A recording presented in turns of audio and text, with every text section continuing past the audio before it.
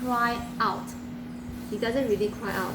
Most of the time he buried his head in either one of his caregivers or he just silently tear. He doesn't cry out as per. That was the past. That was the past. Now he will cry out with sound, which I find it more normal, more reassuring. Okay.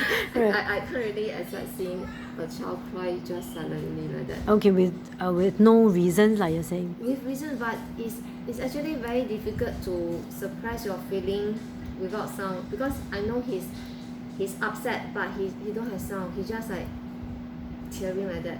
So in the past, you observed that was abnormal. To me, it's quite worrying because it's like he's suppressing. Why can't he just like let it out? But now he will let it out, which I find it okay. Okay, is it possible to reason with him when he cries? Sorry. Well, is it possible to reason with him when he cries? Reason. Normally we don't really reason. We will more of telling him that it's okay. We are here. Like reason. Normally maybe it's afterwards. When he's more peaceful and calm. Right. Yeah.